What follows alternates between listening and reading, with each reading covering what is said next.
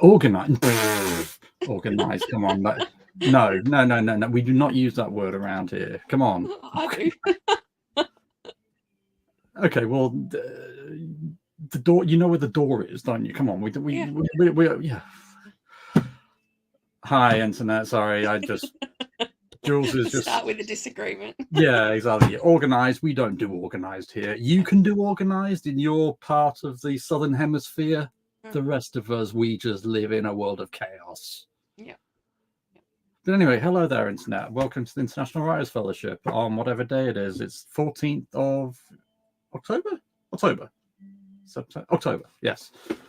15th. 14th for you. Yeah. Sorry, I'm in the future. Yeah. I know what month we're in.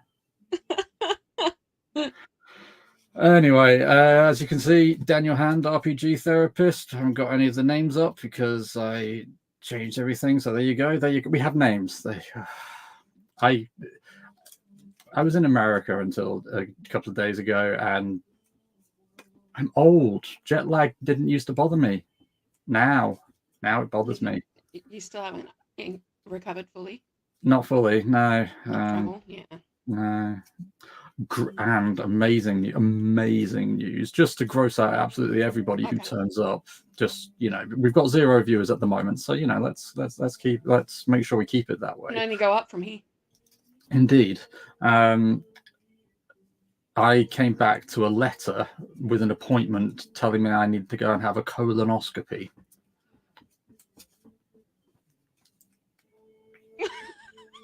He says with a grin.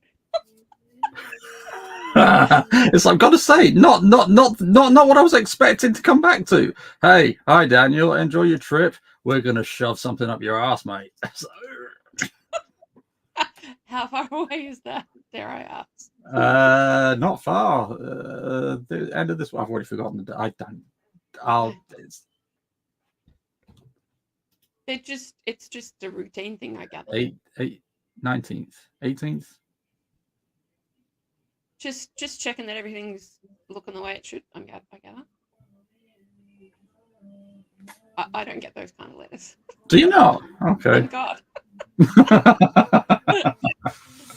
Anyway, so that's that was just me. Like, oh, okay. Wasn't expecting. They gave me. Where is it? I've got to take this as well. I've got. So these are obviously laxatives, but it's just a case of oh my, that's a lot of shit. How are you doing, my dear? I'm pretty good. No endoscopes near you? No. Oh God. No, this week is the last week of semester, so I've got three classes left to run, and then I have big piles of marking, of course. Well, yeah, obviously. But does that imply that you can have a bit of time off? I have a month of just straight holidays booked for December, January, which will be amazing. And then I've got like a long weekend for a wedding in January, and yeah, it'll be good. I'm going to see a friend get hitched. Yeah. The editor on my for my channel, they were maid of honor at their best friend's wedding, and I've known them for Bryce. I've known them for a good long while now, and they are very much not the marriage type, just against it in principle. And I spent a good long while taking the piss out of them for being maid of honor at a wedding, as in it was prime piss taking material. And this was only a month or so ago. Came back and so how was the wedding then? Getting hitched yourself? Yes. And I'm terrible at that. Were really, really annoyed when they said I actually cried. Seriously, it was just the deadpan. Yeah. Really, I actually cried at a wedding. So, guess what? I'm going to spend the rest of their life taking the piss out of them over. Yeah. So then, quite any weddings lately? Hi.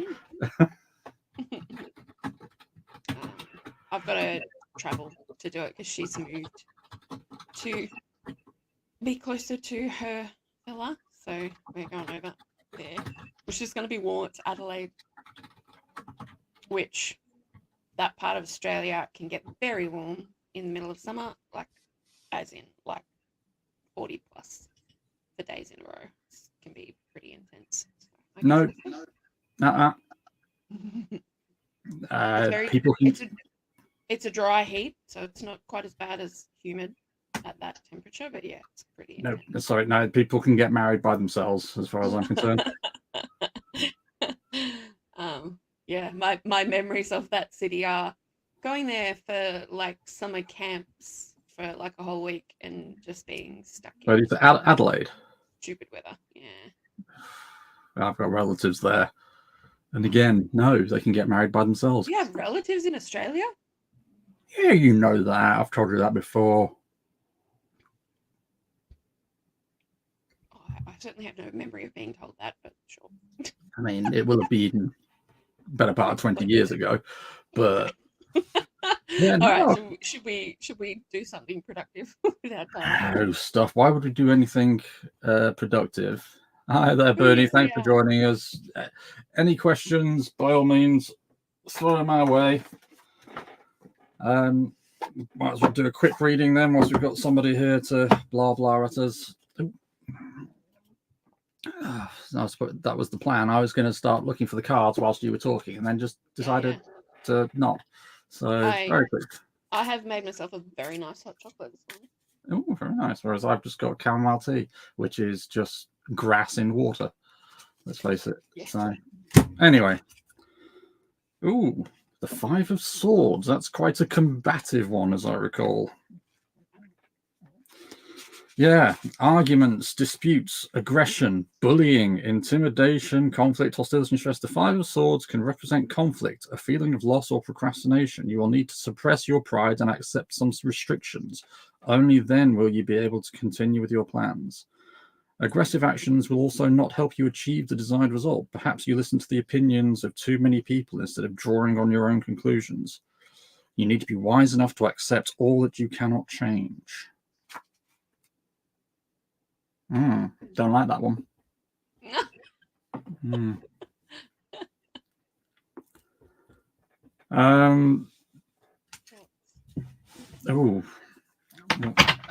Argument. I mean, whenever the swords come up, I'm like, well, right. There's obviously something to do with writing for me because I write a lot of swords. Usually, the pointy end going into things. I've been arguing with myself a lot about my writing lately. Yeah, I was thinking internal conflict that could work with that too. Although I feel like I'm not fighting against myself as much as I have in the past. Yeah, because I've been, I think I mentioned it a couple of weeks ago, I've been in the process of designing an RPG, and that has taken up a lot of that creative brain space. But because I am literally spent most of my time going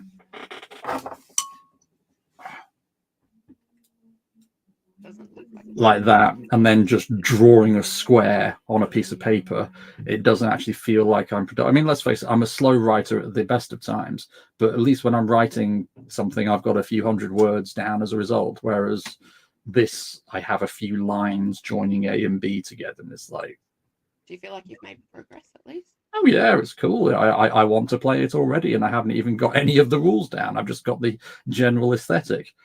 So you're making your own rule system? Yeah. So just because I have so many different games now, it's kind of difficult not to have ideas. Oh, that could do this. This could do that. Oh yeah, but that looks cool. Oh, how about trying that? So I think that's where I'm arguing with myself from, feeling like I quote unquote should be doing more writing, even though creatively I'm working harder now than I have for about a year. And correct me if I'm wrong, you weren't really in the headspace to do lots of words recently. No, absolutely. So there is no way it isn't a positive step. Yeah. But there's that, that inner critic going, yeah, but how many zeros are after those numbers? It's just so. How about yourself? Did it mean anything for you? Maybe just a reflection. I was thinking yesterday because I was having conversations with colleagues who are again Kraken, thanks for joining us, mate. Glad is that 2 weeks in a row? You better be getting more regular. We need you. The place is dead. Come on.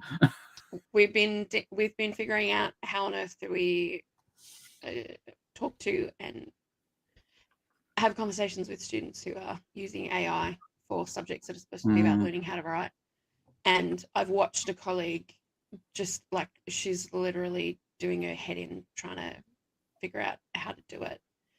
And for some reason this semester I'm just like this is where I don't feel internally. It was really stressful first semester. This semester I'm just like, it is what it is. We do what we can, and I don't feel bad about. Sometimes there's a push to try to integrate it. Just a general, we're going to make sure students know how to use this technology for their future professional lives, etc. But in a subject like ours, I'm like, no.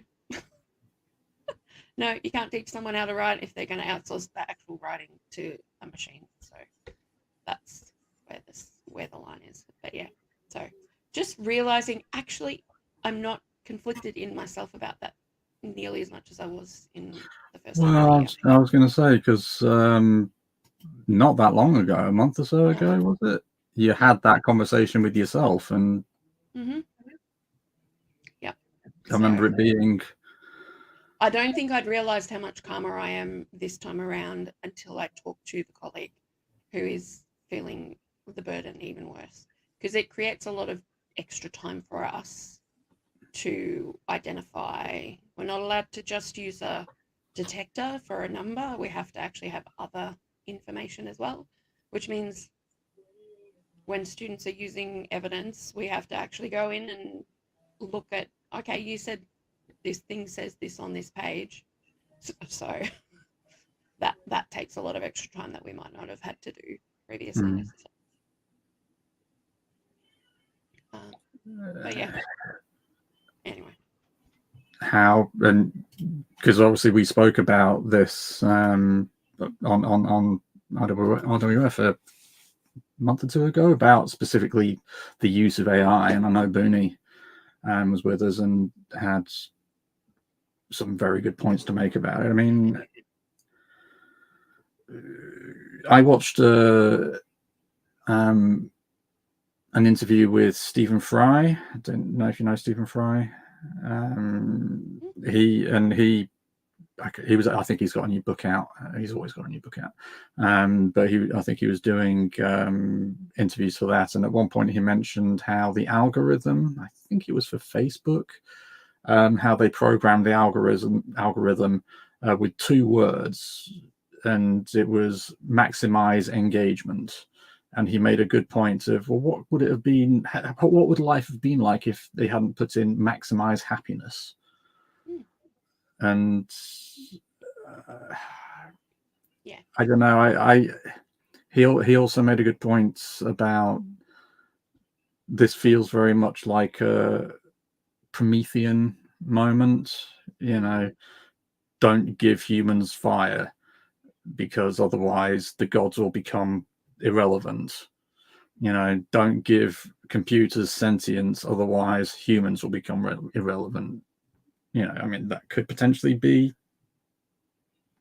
a step too far, but at the same time, I think, Well, some people in tech are aiming for that. That's what they want to happen.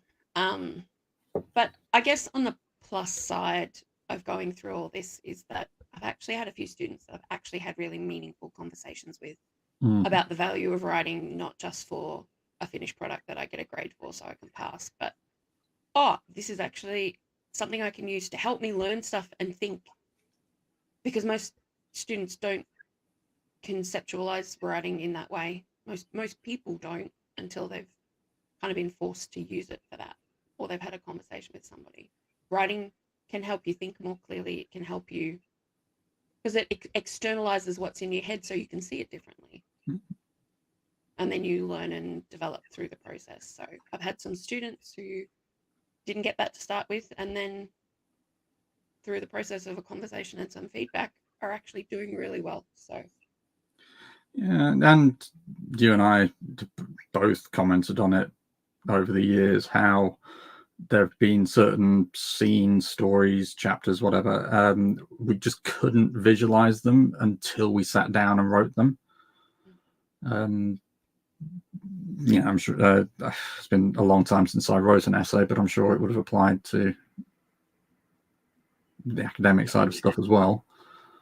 And obviously that all comes back to how you give feedback to people, which I think we're going to talk about momentarily. But first, I cut you off last week because we were talking about plenty of stuff, and we did have lots of interesting things to talk about last week. We did, but which, I mean, kind of is a good segue from what we were just talking about, because I think one of the things that people cheat themselves out of when they use AI for creative writing in particular is actually using your imagination.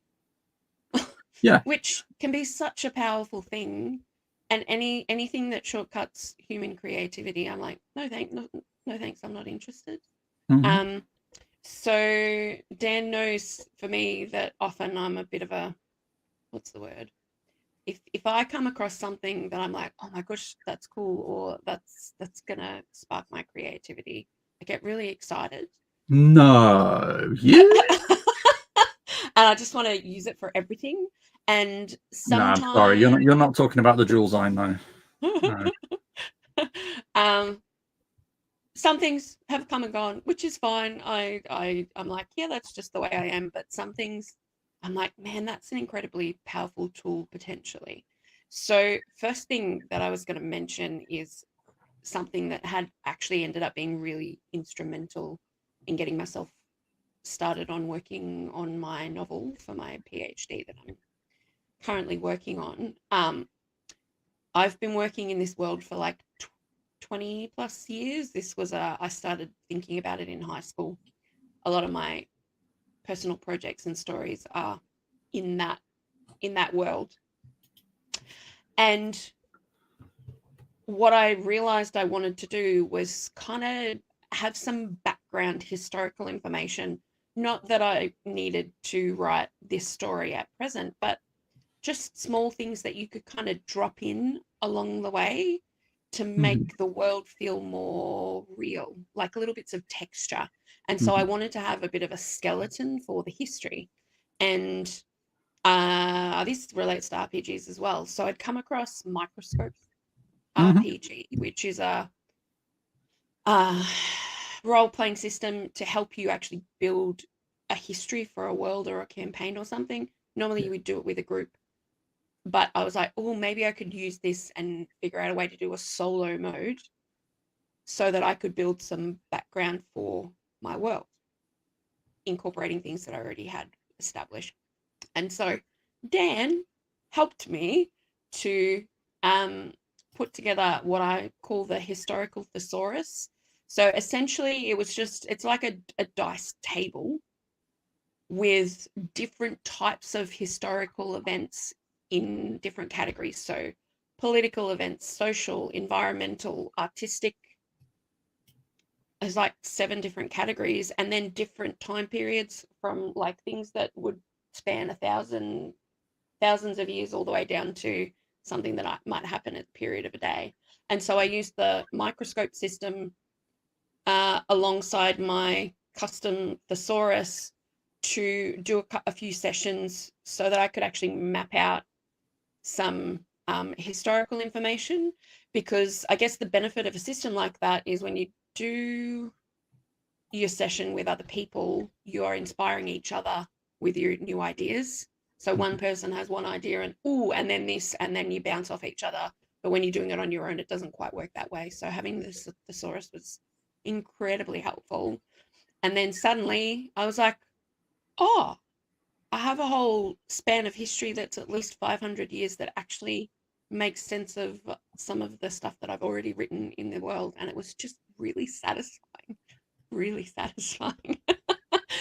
At some point, it might be worth, maybe when we have a website, we should put that dice table up, because I couldn't find anything like that online.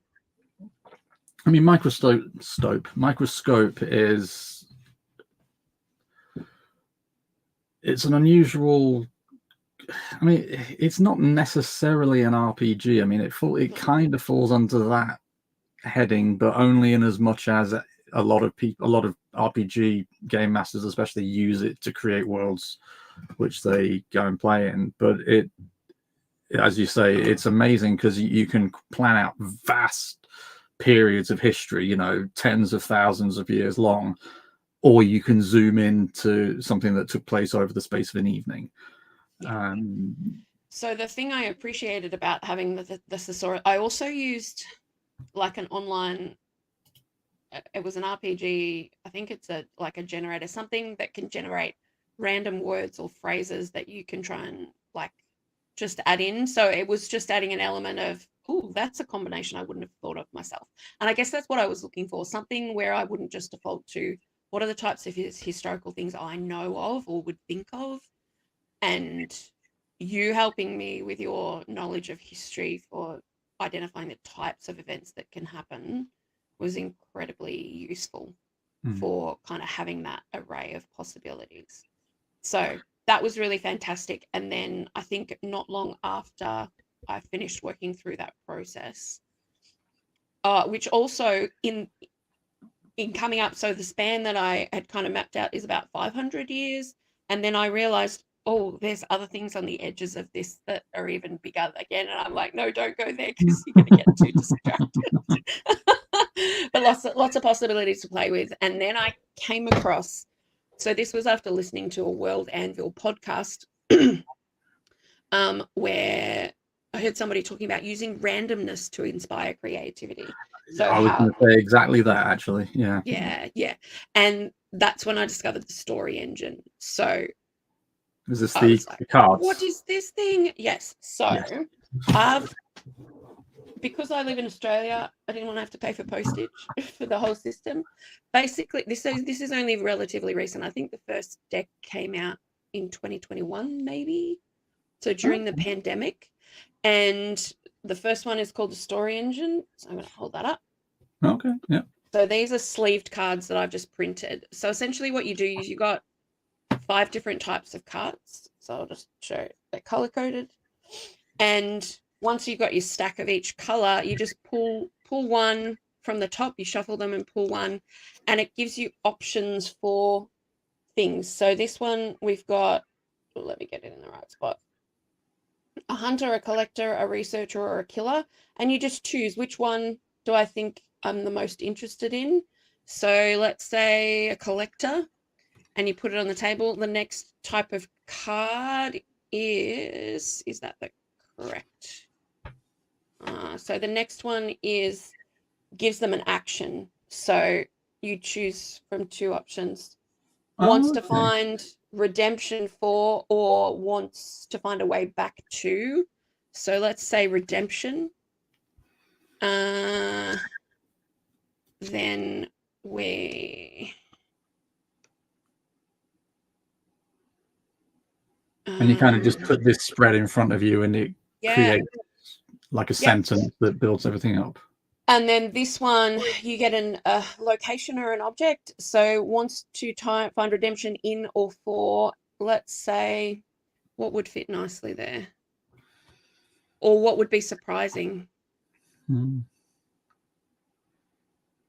A necklace. I was like, oh. I was thinking a museum, as in for looting all the... Well, it is a collector. Yeah, that would work too. Yep, absolutely. And then second last one, you've got a butt of some kind. I beg your pardon? Oh, that kind of butt, sorry. Yeah, so that or that, Oh, but they okay, must face their okay. deepest fear. Sure, let's go with that. And then the last card basically just gives you adjectives that you can add to a component. So, Oh, okay, okay, okay. so well, we might add this to the collector. Destructive Complex, collector. vibrant, destructive, overlooked. I like the alliteration of complex. And so essentially you've just generated yourself a tiny story idea for a Yeah. short story. And you can take it wherever you want to. And like basically in the guidebook, what they say, what the guy who put this together, Peter Chakowski, I think his name is, he's like, use it to whatever extent you want to. If it's not inspiring creativity, if you're feeling bored, just put it away. Yeah. But some days it's going to be really helpful. So they did the story engine, and he's actually put together like lesson resources for teachers to give it to kids and help them learn about story and then have a go at inspiring their own creativity. That's pretty cool. Like, that's really cool. And then, so he's also done 2 new decks now. So this was the one that I discovered and that made me really excited, is the deck of worlds. Oh, deck of worlds. Okay. So this is for world building specifically. So what was it? The Oracle character generator or something like that? Oracle world story generator? I forget. But there's another one that Charlene, who's currently watching, showed me a couple of weeks ago, which was very similar in design. You just had a series of cards, you picked a sentence from each, and all of a sudden you had a plot line. Yeah.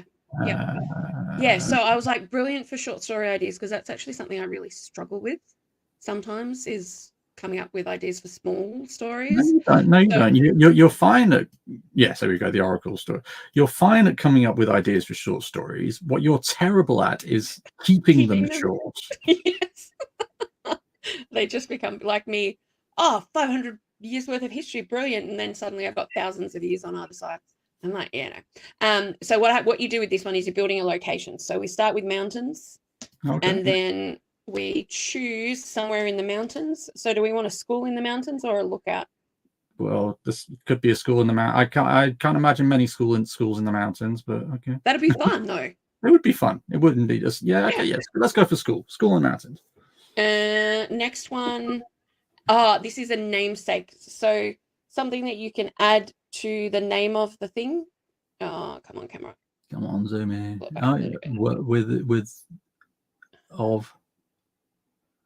Winking of sickles of youth, and that watch. That watches. School of sickles. I'm going for the alliteration today. No, the school. Then we have something about that place. So the site of origin of famous art style. Site of the oldest recorded culture. Site of a famous race between rivals, and was once a living entity. Any of those would be good. Yeah. I like the idea of the world's oldest culture. Let's say the mountains are the site of the world's oldest culture. You have some scope for what you attach things to. We actually have two more here. So this is something about the place. We've got frequently more located above a tunnel system. Oh, cool. A popular holiday spot or known for a precious herb. I like the idea of tunnels. Again, I think all of those could be cool. Yeah. But tunnels allow for tunnels allow for dungeons, let's face it. Yeah. And then this one. So this is something significant about the place. So we got a local hero who's turning out, or climate is changing rapidly and destructively. Let's say climate change. Yeah. Climate change. So really. Come on. So then suddenly you could actually combine your story engine mini story with the location that you've come up with, and you've got something really cool. And then the last deck is actually, it's only recently come out, so I backed the Kickstarter because it was earlier this year, called the Lore Masters deck. And basically what it lets you do is take any of the elements, or to start from scratch, but any of the elements, a location, a person, an event, and expand it out and kind of fill in some of the lore back details about that particular thing to add texture. Because often, like, he makes the point in one of the podcasts that I've heard Peter discuss this. Sometimes, so let's say you've got like characters and they're in a location in a tavern, and someone suddenly breaks out into song, and it's that old little song that everybody sings at this time of year, and it just, like, little bits of flavor like that can make something feel so much more real than just I made stuff up on the spot. And so the Lore Masters deck is designed to help you get some of that extra texture for some of the bigger picture things that you might have already built, so that you've suddenly got this web of stuff. So, I mean, I feel like when we write, we often do that organically. We'll just add in random stuff and we're like, I don't know what that means, but we could explore it later. I just made up a word or something. The number of times we both read something the other one's written, said, what's that? And the other person goes, I don't know. But this kind of gives you a process you can use. And essentially the Lore Masters deck, you can expand out on anything. You might expand out on the history of a particular historical figure, and then suddenly that leads you to a location that you want to explore more. And so it actually combines nicely in with either of these two decks as well. So the box, this is all the cards now. I bought all the expansions because they did expansions for different types of genres. So you got horror, sci-fi, fantasy, fairy tale, stuff that just adds some slightly more flavored elements to the deck. And then this is my... Oh my goodness me. These are my sleeved cards. It weighs a ton. I managed to find myself... This is a Trivial Pursuit box I turned into a thing. There are, I kid you not, 2,200 cards altogether. In that one box? In that one box. Yep. Show us again. Jesus.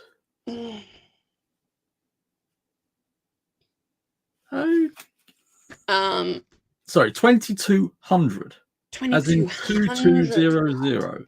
That was a lot of sleeves to buy. I was going to say, Christ, it would have been cheaper to just buy the whole thing.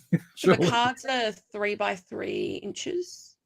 So they're actually perfect sleeve size for, I think there's a Hogwarts card game. And so that's what I ended up getting for that. So that worked. But let me find one of the expansions. So Master of Symbols. So if you're building a character and you want to like build in some symbols and emblems that could be part of the world lore, something for that. The Deck of Worlds one that I really enjoyed was like they've got stuff for different types of biomes, deserts, ice, etc. And because my current world is, well, the story that I'm setting it in is kind of desert inspired partly. That was really useful.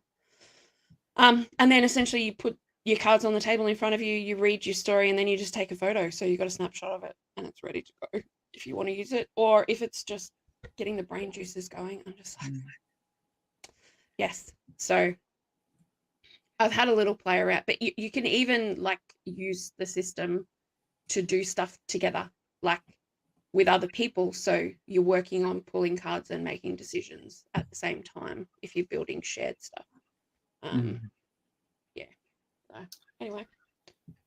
I mean, because that as a mechanic is built into a lot of, again, as you say, RPGs. I mean, I can think of several just here that have similar systems whereby players just kind of have a conversation at the beginning of the game and build the world up as they're starting to play.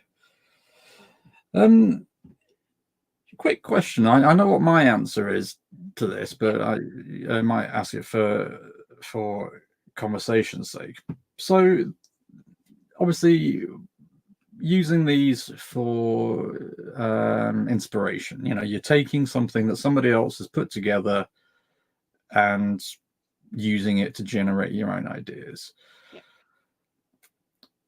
How is that different? Because I've heard other people make similar arguments, but how is that different to somebody typing in to AI, give me this, give me an idea for this kind of story? This is actually curated, as in they spend a lot of work trying to make sure that all the components work together, and it's not the generic average, which is what you're getting every time you put something to AI, essentially. And yeah, you're paying for it. Yeah, I wanted, like, when I was like, I can't afford hundreds of dollars for buying the actual cards, but the fact that I get to support somebody who's made a really powerful creative tool, and then I get to use it to help inspire creative ideas for myself, I'm like, I want to pay someone. Absolutely.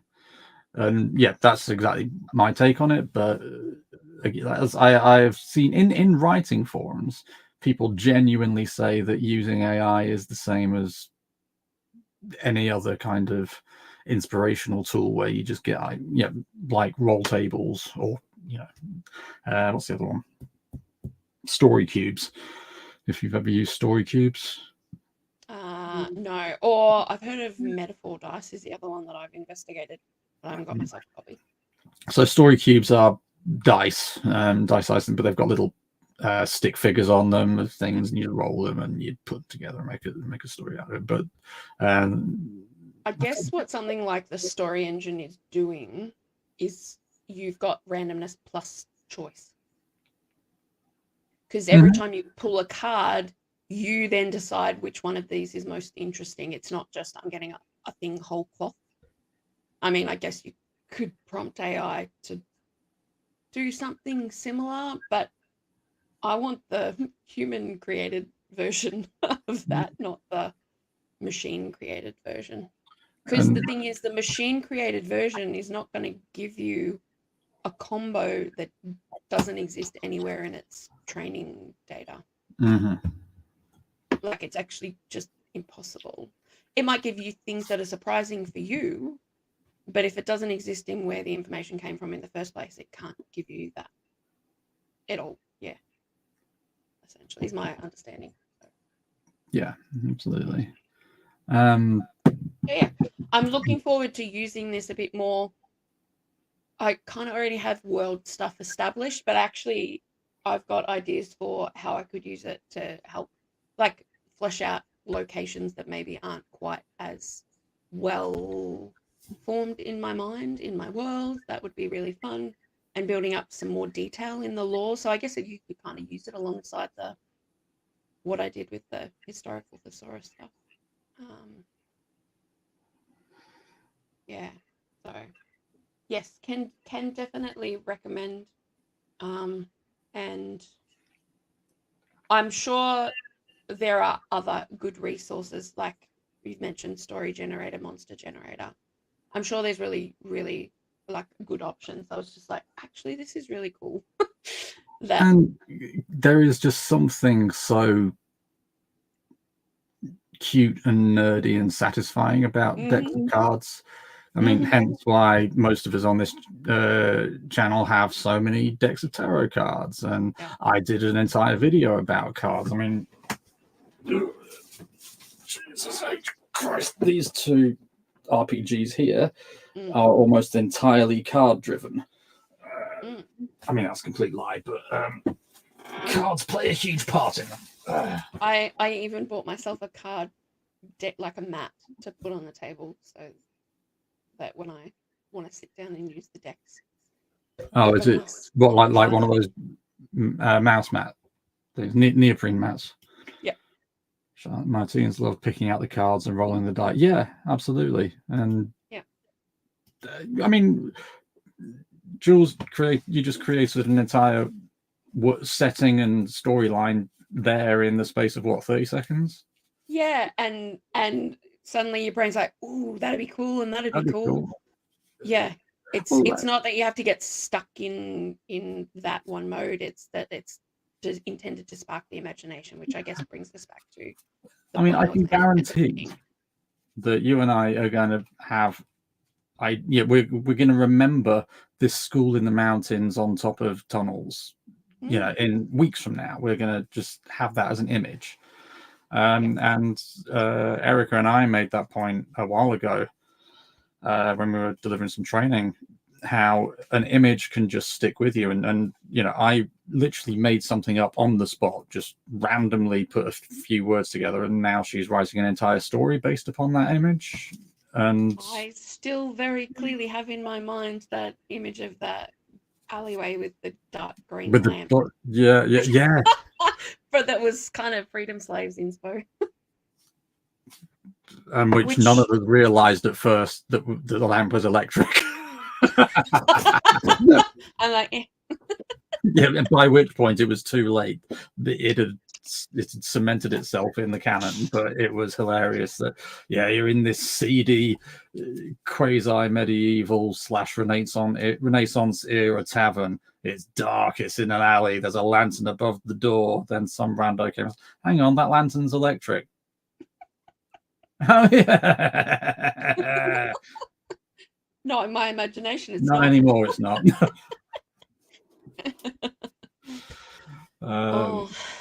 We've still got some time to talk about people.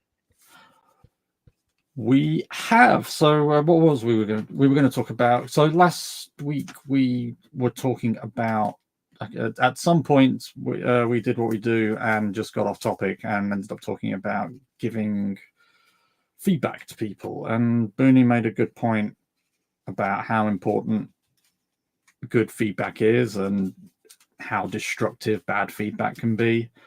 And we've been giving each other feedback for literally decades now.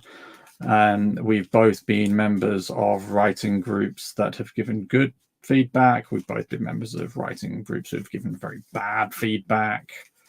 Obviously, we've been in writing groups composed entirely of close friends, all of which have been experiences, some good, some not so good. So, and I was going somewhere with that, but now I can't.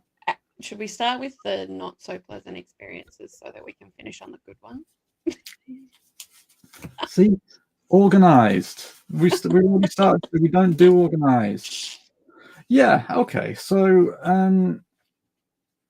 our first experience, well, certainly mine, and I imagine yours as well, of any type of creative feedback, specifically for the creativity, not for educational purposes, was way back on the forum where you, I, Gary, and Jen first met. Are we talking Scribes? I never actually joined Scribes, and I'm talking fantasy writing, but obviously there was a lot of crossover, so a lot of people on Scribes were on FW and vice versa. The thing, we got better as time went by, but it was very clear at the time, but certainly looking back, that we were a bunch of young people who didn't have a clue what we were doing, and so spitting out everything that came into our minds and calling it feedback. And some of us were better at couching our feedback in nicer terms than others. I still clench my backside when I think of Furl's feedback to Jen's story, which was just relentlessly harsh and unnecessary.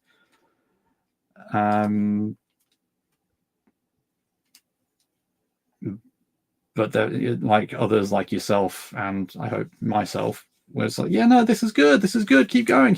And that was a lot of the feedback was, okay, you've got a great start here, are you ever gonna finish what you're writing? Because that was a big problem that a lot of us come up with at that time. Did we, I feel like at some point we realized maybe it'd be helpful to have some clear questions or parameters for giving feedback. Was that Please fantasy comment. writing?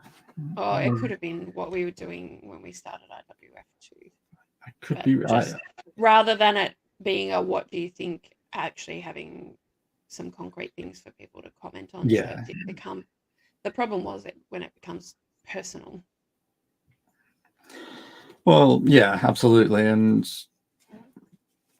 yeah, as soon as you start using the word you in feedback, then you're not giving feedback on the work, you're giving feedback on the author. I mean, you can always wrap it up by saying something, you've done really amazingly, keep going, but don't say you've done really crap, go and shoot yourself, because you know,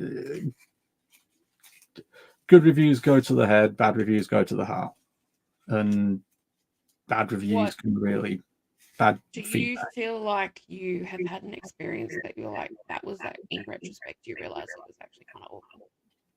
Oh yeah. So I was a member of a local writers group. Oh God, 16, 17 years ago now. And every time I came away from that group, I felt like a worse writer. These guys had so that the format was kind of not geared to great feedback anyway, because you didn't send the writing out, you took what you want with you and you read it to people. And so obviously you didn't have much to get through to read, because it takes longer to read if you it takes a long time to read a substantial amount of writing. So you weren't getting feedback on much of the writing, and you were only ever getting first impression writing. Nobody had time to sit back and think about it.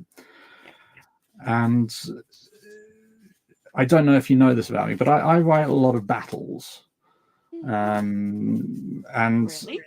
I know it's completely out of character. I know. Yeah, I want a number for that. We should probably count how many of your stories have a battle in them. All of them. But this just didn't sit. These were all elderly individuals. I mean, I was the youngest by at least 20 years. And I was in my mid-20s at that stage. In fact, no, 20 years is probably maybe closer to 40 years by that stage. So they were, and they, every single time I read it, oh, you like fighting, don't you, Daniel? I would have thought I thought the fact that I've written you a story about fighting would imply that I wanted to write a story with fighting in it. Can we move on as to whether or not the fighting was any good, please?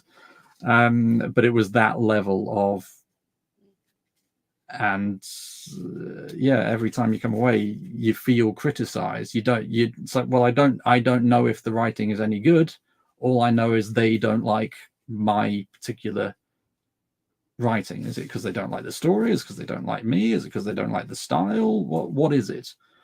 Yeah. And when you come away with something like that, all you feel is negative. Yeah. You don't feel negative about anything particular.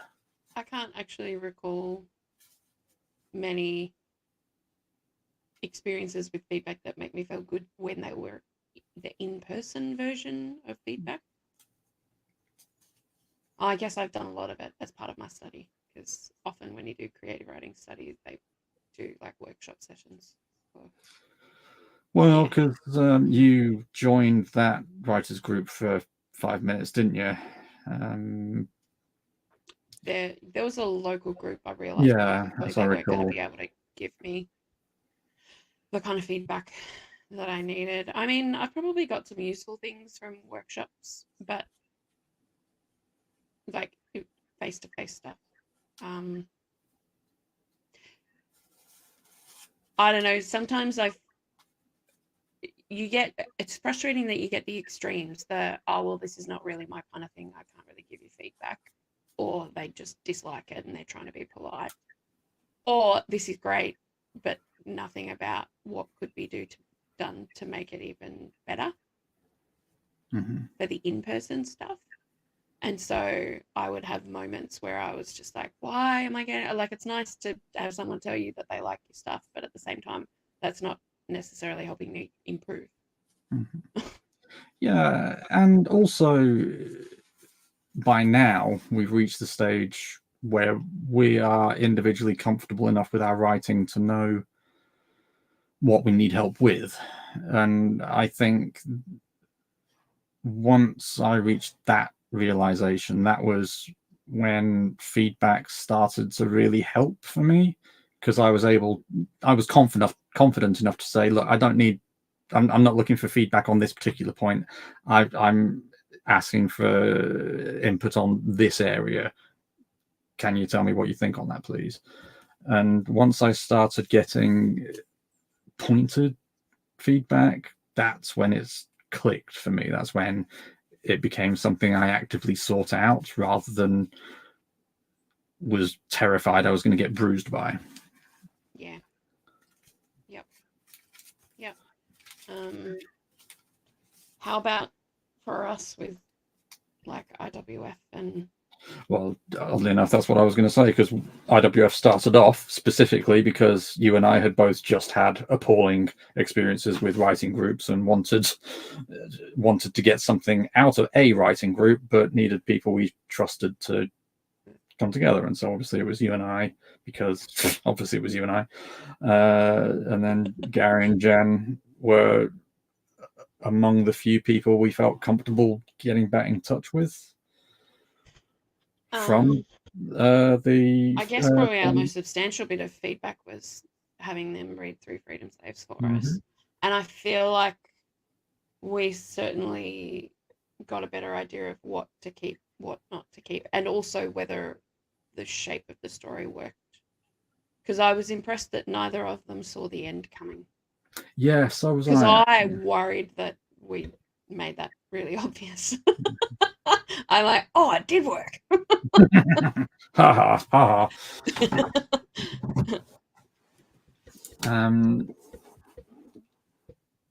And there was obviously a lot of feedback from us, which to each other, which was a very different experience to the fact that we were writing the same story, and therefore we were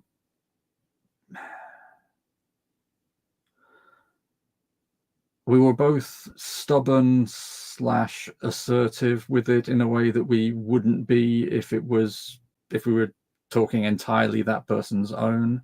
Yeah, well, probably what that process helped us with, like just thinking, processing out loud, is figuring out how to articulate why we thought something worked or didn't work. Like, I don't think I feel that works because X. And I mean, given that we've got kind of 8 characters that we share between us, it's unsurprising that there'll be points where one of us is like, yeah, I don't feel like that feels right for that character. Yeah. And even our NPCs, our favorite NPC. Yeah, well, I say it is instantly, I think, because the last bit I wrote was about one of our favorite NPCs. Redoing Loyola. Yeah. And I'm like, oh, yeah. It's funny, but it's too much. Yeah, it was a little bit too far on the crass side. She's a fine line to walk, that character. Yeah, I can't. But that's okay. But either way, that's kind of the point of it. You know, that's why we're writing it together. I write something, you think, yeah, okay, fine, change it. You know,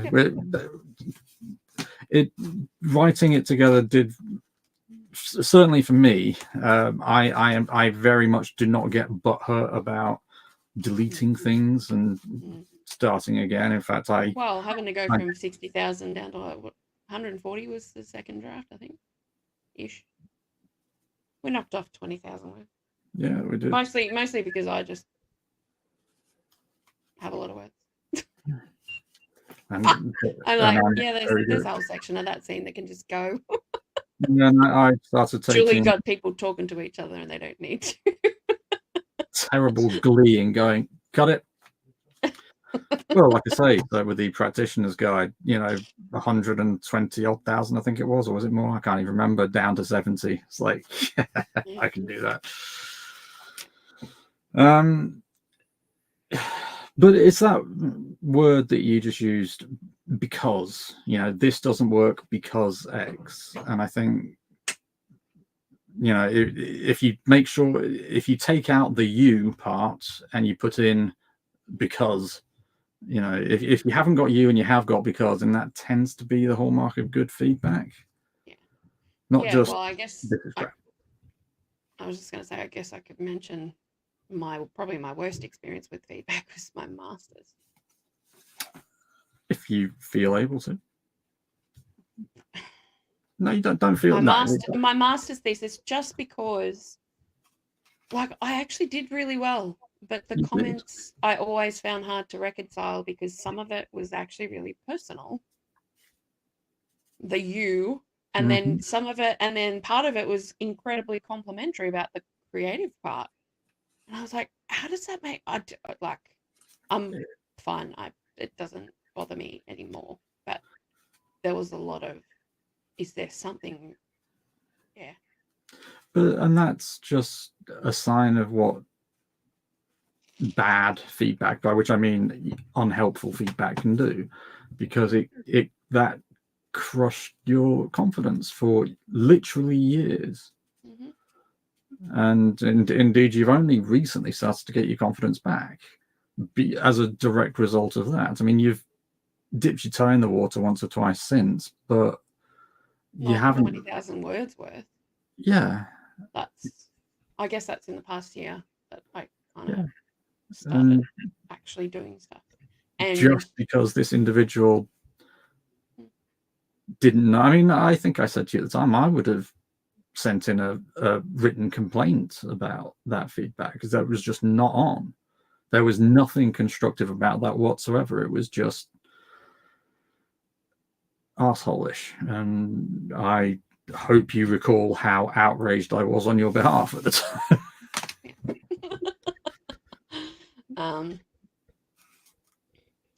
Thankfully, my supervisors that I've got now are incredibly supportive and tell me on a regular basis, you write really clearly, which I guess that's lots of years of teaching students to write essays. You got to kind of figure out how to do that yourself.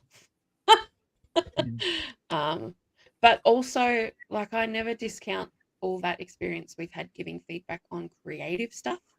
I feel like that was actually the stronger foundation for what I do in my professional life now than any of what I did writing academically just as a student. Yeah, oddly enough, I was thinking the same thing a little while ago. Yeah, the feedback I've given and received about my writing has very much helped with feedback given about, when I work with other therapists and I observe how they're working and go, you maybe do this slightly different because X. Not that was rubbish. What were you thinking? Why would you do that? And even, like, I've got colleagues now who'll actually come and say, would you mind giving me feedback or helping with X and Y? Because they know, Julie can help with these things, and they find that really beneficial. Whether it's doing the detail or whether it's, do these ideas work? How can I put some structure around this so that it's clear and logical? Because that's what my brain tends to look for. So. Putting you on the spot, just realised I've had a thought. Don't worry, because you'll be able to put me on the spot straight back. What do you say when, and it is a case of when, not if, when you're asked to give feedback on a piece of writing which it's like there's no redeeming feature here. It's terrible. It really just is not great writing. How do you? I have to do that all the time with student work. There's some stuff because one of the programs I work in, students haven't even started their degree yet. They're trying to figure out how to be a student. I always look for something, try and do the compliment sandwich.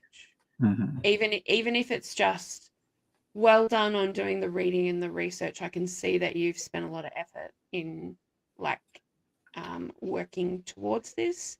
Still have to give the honest feedback. And I guess having really clear criteria for our tasks makes that easier, because you can say, oh, we needed you to do this and this, and you haven't actually done it. But a lot of what I do when I give feedback to the students is asking them questions rather than just making statements. So, oh, I can see you said this. What does that actually mean? Or how does that relate to X or Y? Like, I'm always pointing them to the what do they actually need to do to fix it. But I actually very rarely, I don't say you at all. I've noticed actually sometimes my colleagues do, and there's something in that like, it's not automatically a bad thing, but I just kind of err on the side of let's talk about the writing, not about the person, because it can veer into taking it personally too easily. Yeah. But yeah, how do you give feedback when something's genuine? Always find something and then be as honest as you feel like you can be. Yeah, I mean, I was going to say, especially if it's with creative writing, there are very few bad stories. You know, if the presentation of it isn't amazing, you know, it's the story that they're trying to tell, it will probably be excellent. And especially with somebody early on in their careers, they need the support. They need the look, I can see what you're going for here, and I love the idea. Keep at it, kind of thing. And rather than just focusing entirely on the craft, because especially when we're starting out, nobody starts out a great writer. It's just not possible. You know, between you and me, we all started unable to do joined up writing. Some of us still can't do joined up writing. I'm really curious. You're making me feel like I want to go back and actually have a look at some of my stuff that I wrote in high school. I reckon I've still got files on my computer. I suspect I burnt all my stuff from high school because no, I don't want to remember school. One of my most fun memories of writing at school, because I always loved the creative writing task. I was year 8. I must have been like 12, 13 years old, and we had to write a story. I can't even remember what the prompt was, but I ended up doing a King Arthur crossover story. People from our world went into there, and I handed in my short story. It was 20 pages long, and I'd actually turned it into a little book. And I think the teacher must have been like, oh, it's one of those. Oh, I don't know. I wish I had it. I don't know if I did, but yeah. Right. Well, Booney has just suggested raiding Psych for Geeks, which is run by our friend Elizabeth, which I will try and figure out how to do in a moment. I think I know how to, but it's been such a long time since I've done it. Yeah. And then we will probably call it a day. So, what was it? I've already lost it.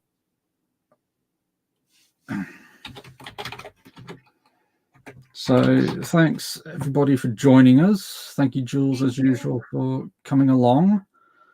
And hopefully I'm going to press return and hope that it works. But if it does, thanks everybody for joining us, and we will speak to you same time, same place next week. Bye.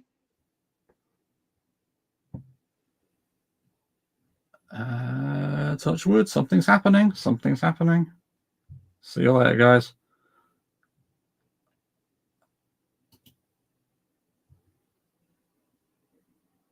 And there we go.